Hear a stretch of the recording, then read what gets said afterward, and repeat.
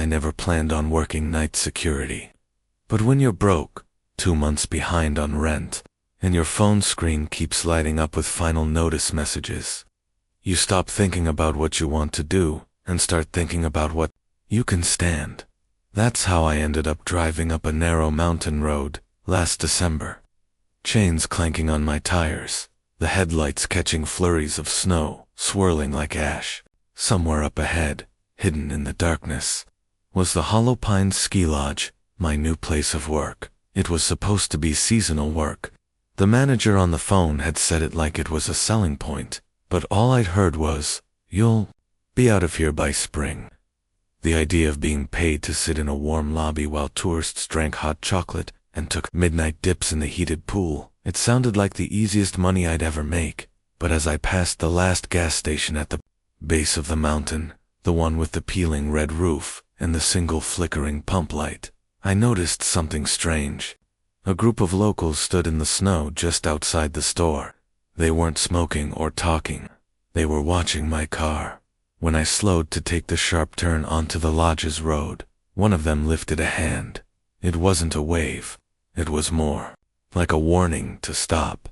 I kept driving. By the time I reached the top, the sky had closed in, black clouds pressing low over the slope.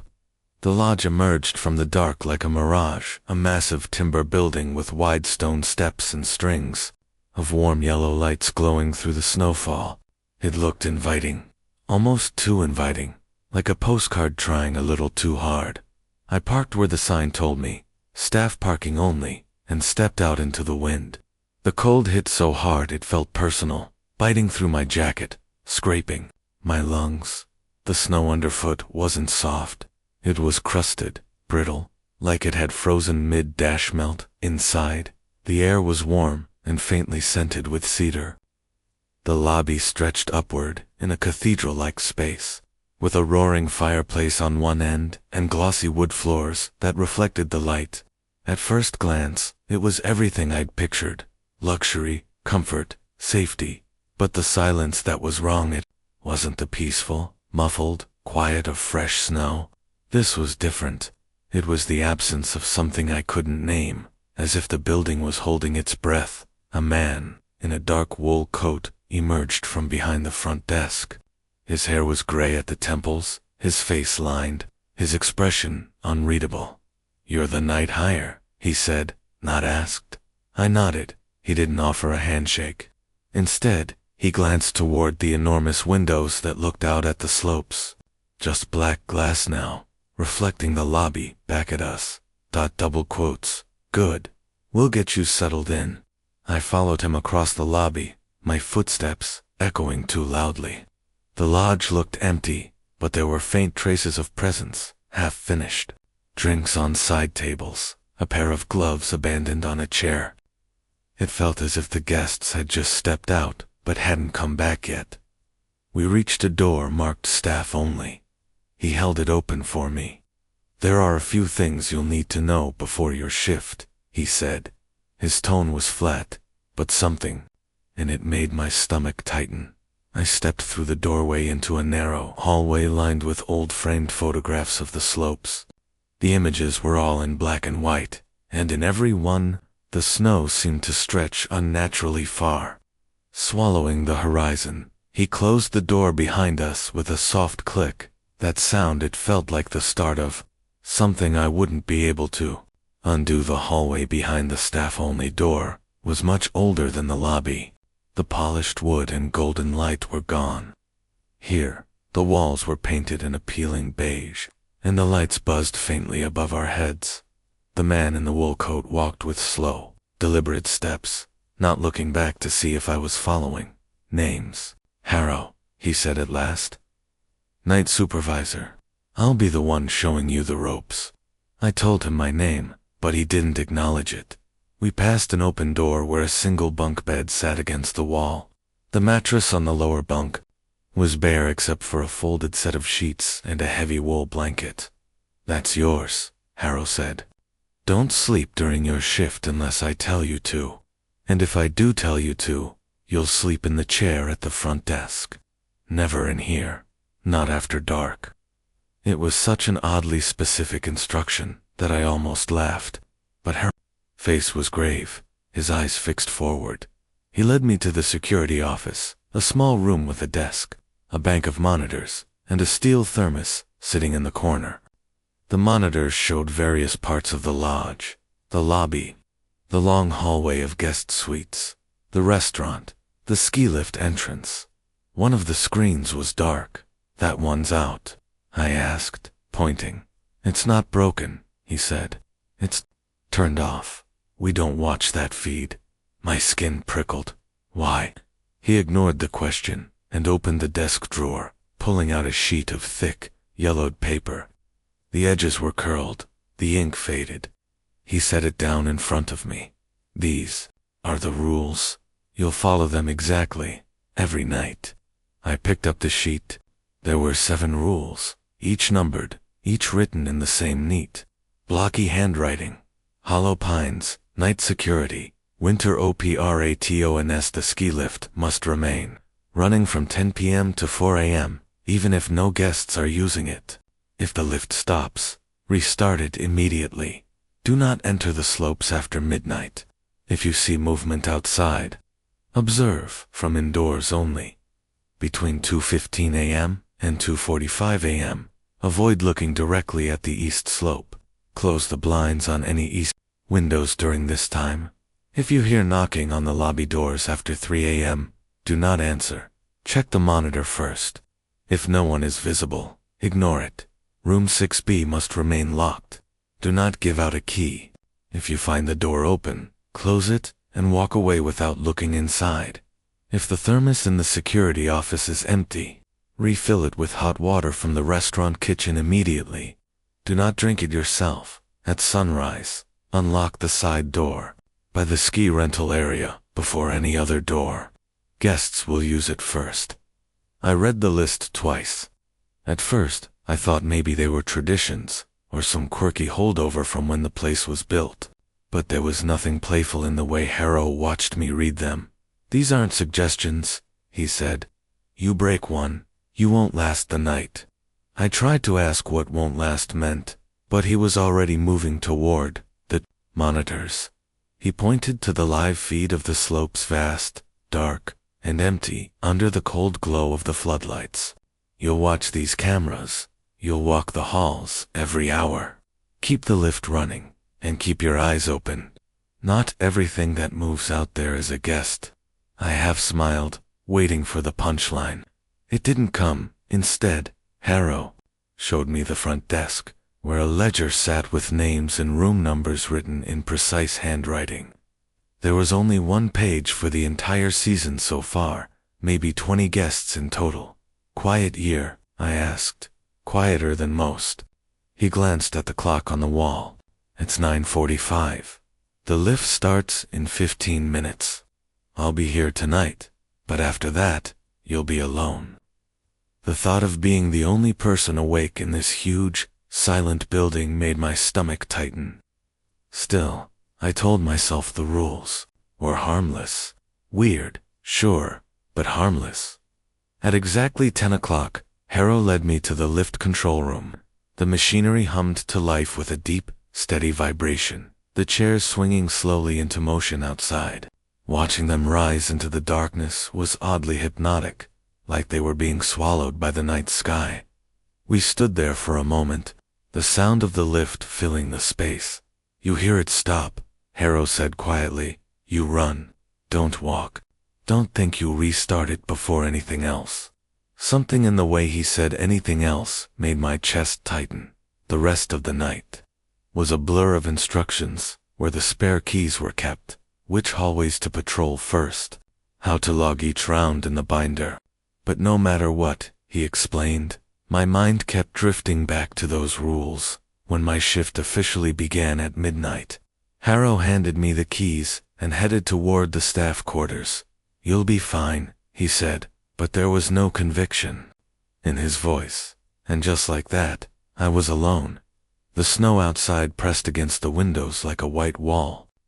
The lift kept turning, chairs swinging in their endless loop. Somewhere deep inside the building, a pipe groaned. I looked at the yellowed sheet of rules again, running my finger down each line. Most of them made no sense. But rule number 2, the one about not entering the slopes after midnight, that one felt less like superstition and more like a warning. The first 2 hours passed without incident. I walked the halls every 30 minutes like Harrow had told me, checking doors, glancing into the restaurant, scanning the monitors in between. The lodge felt bigger at night, its hallways stretching longer than they had during the day, each bend disappearing into dim pools of light.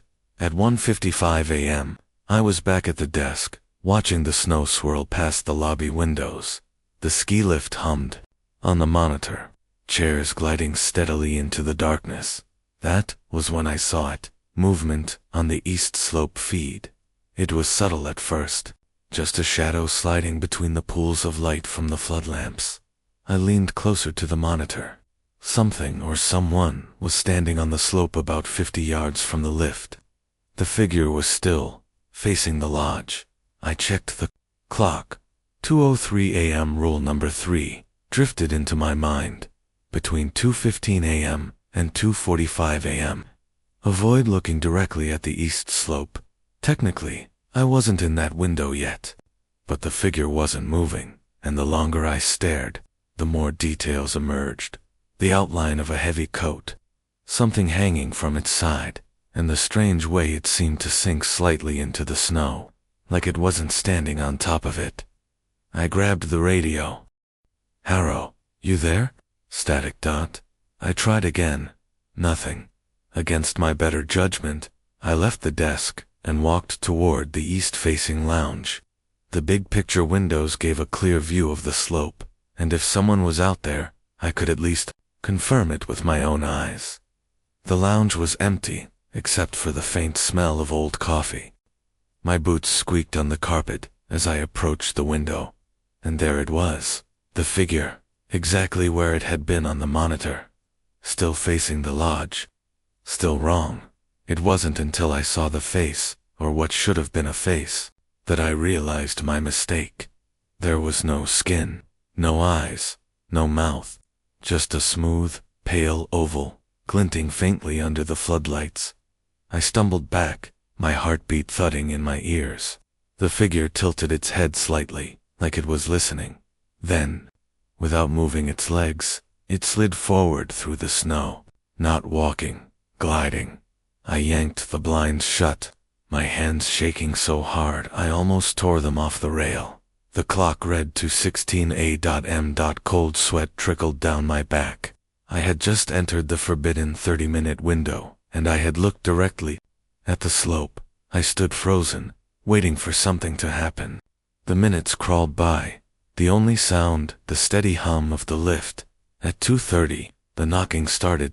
3 slow, heavy thuds against the glass. Rule number 4 burned in my mind. If you hear knocking on the lobby doors after 3 a.m., do not answer. It wasn't 3 o'clock yet, but I couldn't bring myself to move. The knocking came again, louder, rattling the frame. When it finally stopped, I forced myself to peek at the east slope camera. The figure was gone. The rest of my shift passed in a kind of numb haze. Harrow didn't ask any questions when he returned in the morning, and I didn't offer any answers.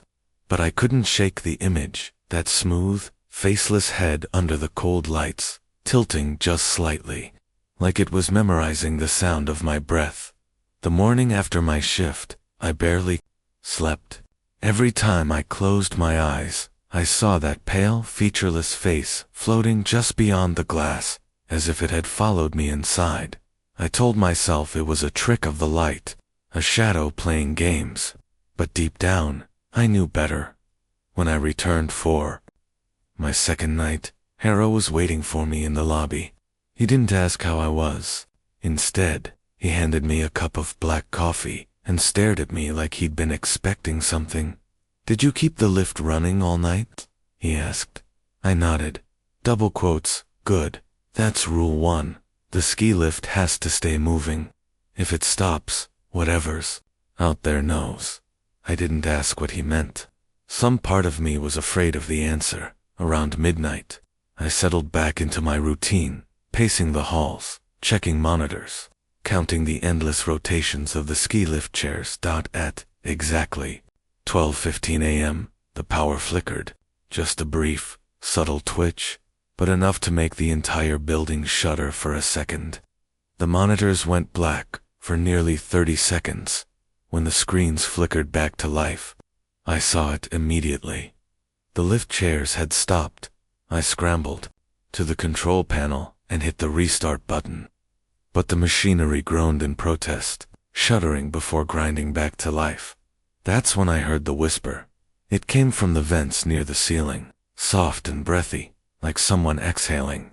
Right behind me. I spun around, but the hallway was empty. The whisper came again. This time I caught the words. Leave. Now I tried the radio to contact Harrow, but it was dead static. Panic bubbled in my chest. The lift started turning again, slowly at first, then faster. I checked the east slope camera feed. No sign of the figure. But then the lights along the path began to flicker, one by one, plunging patches of the snow into darkness. I closed the blinds as quickly as I could, but the cold still seemed to seep through the glass. The rules were clear, but their meaning was starting to twist into something else entirely.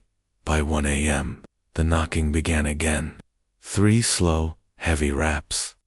This time against the side door near the ski rental. Rule 4 didn't apply here, but I didn't answer. I watched the monitor until the knocking stopped. Then I heard footsteps in the hall behind me, soft, uneven, like someone dragging a heavy weight. I turned. No one was there. A low, guttural growl echoed from the vents. I ran to the security office, locking the door behind me. My breath was ragged, and sweat slicked my forehead. I poured hot water into the thermos like the rules said, but when I reached for the cup, a chill ran through my fingers. The thermos was already full. I slammed it shut and backed away. Harrow didn't return that night. The next day, after a restless nap that never quite turned into sleep, I knew I couldn't just ignore what was happening. I had to understand. The lodge was old, older than I thought. While wandering the halls, I found a small, dusty room off the main hallway.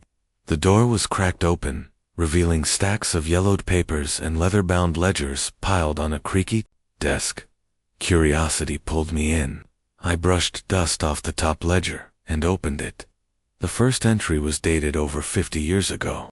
It was a security log, records of nightly patrols, notes on weather conditions, and odd incidents reported by previous night guards. Most nights were empty, but occasionally, strange entries appeared. Guests report feeling watched near the east slope. Lift stalled mysteriously at 2 a.m., restarted by guard. Unexplained knocking heard outside the lobby doors. The same odd patterns I'd experienced were happening decades before. I flipped through more pages until I found a bundle of old photographs tucked inside the ledger. They showed the lodge in different seasons, a bustling place by day, but the photos of the slopes at night were strange. In one, shadowy shapes appeared clustered near the ski lift, but when I looked closer, their forms were blurry, almost like smoke or mist. Then I found a small notebook with a worn leather cover. Inside were handwritten notes from a former guard named Elias. His entries were unsettling. The slopes are not what they seem. There is something buried beneath the snow, something old, angry.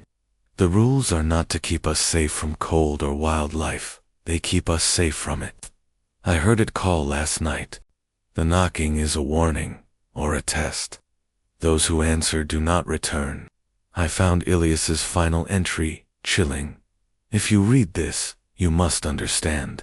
The lodge was built over something ancient, a dark presence trapped beneath the mountain. It feeds on those who break the rules, and the ski lift keeps the boundary alive. I sat back, the notebook trembling in my hands. I looked up at the old wooden beams above. The silence in the lodge suddenly heavy, like a weight pressing down. The thermos in the security room, the endless turning of the ski lift, the faceless figure. On the slope it all made sense now. The rules were not just arbitrary instructions. They were a barrier, a fragile, desperate line between us and whatever waited beneath the snow, and the pass guards. They weren't just forgotten names in a log. They were warnings.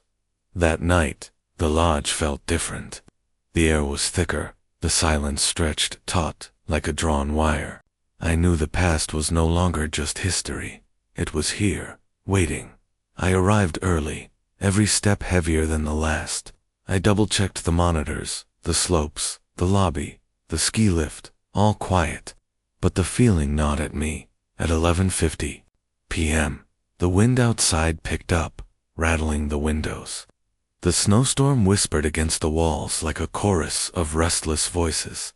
I paced the hallways as usual, eyes darting to every shadow, every flicker of light.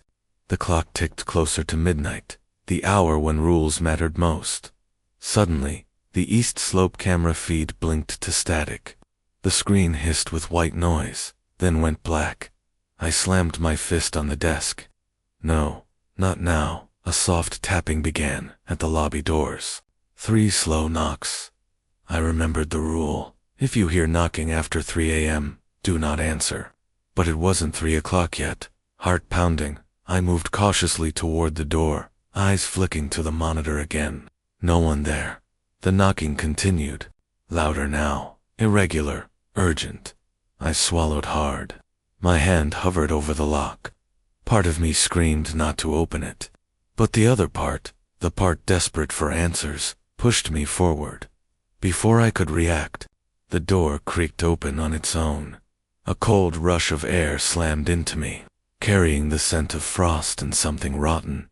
The lobby was empty, but from the corner of my eye, I caught movement, a figure emerging from the shadows near the fireplace. It was the faceless one, its pale, smooth head tilted toward me, silent but watching. I stumbled backward, knocking over a chair. The creature didn't move closer. It just stood there, waiting. I ran to the security office and slammed the door shut, locking it with trembling hands. Breath ragged, I grabbed the radio, calling Harrow's name. Only static answered. The thermos on the desk caught my eye. I grabbed it and poured hot water into the cup. The liquid steamed, but I didn't dare drink it. Suddenly, the lights flickered and died, plunging the room into darkness. In the silence, I heard the growl again, low, guttural, and close. I fumbled for my phone, using its flashlight to scan the room. The beam caught eyes, dozens of glowing red eyes reflected in the monitors, staring back at me from every camera feed. The faceless figure's voice whispered through the speakers. You broke the rules. Panic exploded inside me. I ran out of the security office, sprinting down the hallway.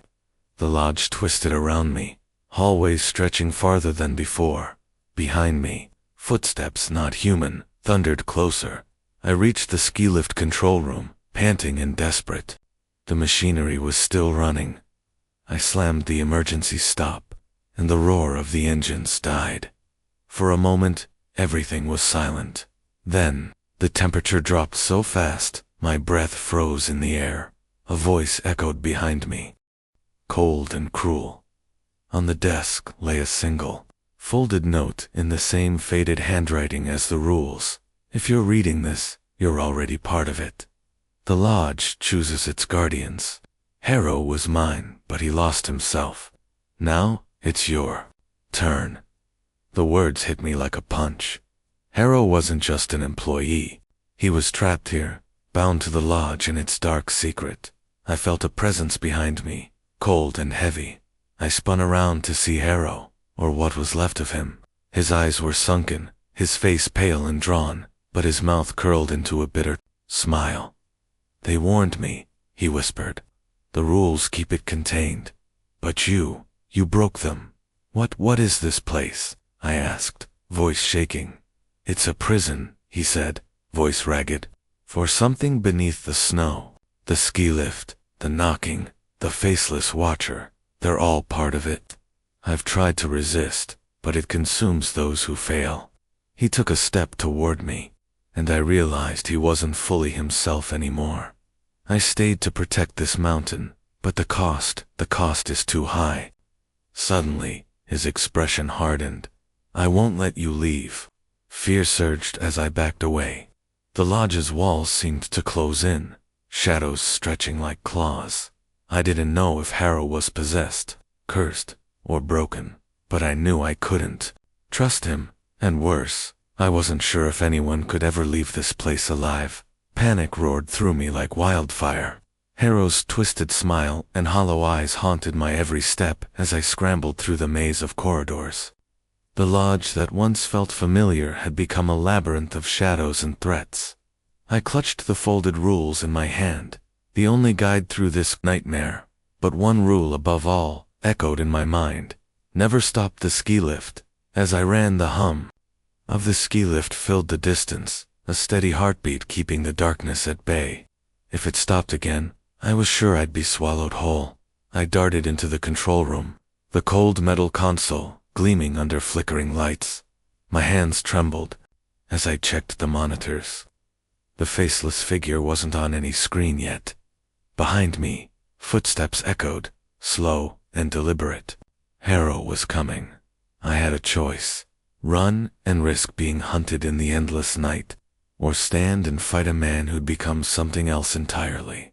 I slammed the emergency stop button on the lift, plunging the room into eerie silence. The humming ceased, and the lodge seemed to hold its breath. Then the doors burst open. Harrow stood framed in the doorway, eyes glowing faintly red, his voice a low growl. "You'll never leave," he said. "This place takes what it wants." I lunged for the thermos on the desk, remembering the rule about refilling it, but never drinking from it myself. The liquid inside shimmered unnaturally dark and thick. In a desperate gamble, I threw the contents in Harrow's face. His scream was a nightmare, sharp and tearing through the quiet. He staggered back, clutching his face as shadows seemed to peel away from him. I bolted down the hallway, heart hammering, toward the side door near the ski rental. The door, the one I'd been told to unlock first at sunrise. The snowstorm had eased, and the sky was faintly lightening with the first hints of dawn. But as I reached the door, I hesitated. The final rule whispered in my mind: at sunrise, unlock the side door by the ski rental area before any other door. If I left now, would the horror follow? Could I break the cycle? With a deep breath, I turned the lock and pushed open the door. The cold mountain air rushed in, sharp and clean, but behind me, a low growl rose from the lodge's depths. I stepped outside, the snow crunching underfoot, and looked back one last time. The lodge stood silent, the ski lift chairs frozen mid-rotation, the shadows retreating into the dark corners of the building. I was free, for now, but deep down, I knew the mountain was waiting for the next guard. The sun was barely above the horizon, casting pale light over the frozen slopes. The cold bit at my face as I trudged down the mountain road, away from the lodge and its secrets. I didn't look back, but the silence behind me was heavy, almost too heavy. The radio in my pocket crackled once, just a faint static hiss, then went dead. As I reached the base, the gas station where the locals had warned me lingered in my mind. The group outside was gone, but I could still feel their eyes on me later that day. When I thought I was safe, I pulled out the folded sheet of rules from my jacket pocket. They were exactly as I'd left them, yellowed, worn, fragile, except for one new line, written in the same blocky script. Rule 8. The guard must never leave the mountain. The mountain never forgets. A cold shiver ran down my spine. I dropped the paper, and it fluttered to the ground like a leaf caught in a winter wind, because no matter how far I ran, no matter how many dawns I saw, I wasn't free. The lodge, the mountain, the faceless watcher, they were part of me now, and soon, someone new would arrive, someone who would need the rules, someone who would be next. The ski lift started to hum faintly in the distance. The mountain was awake again,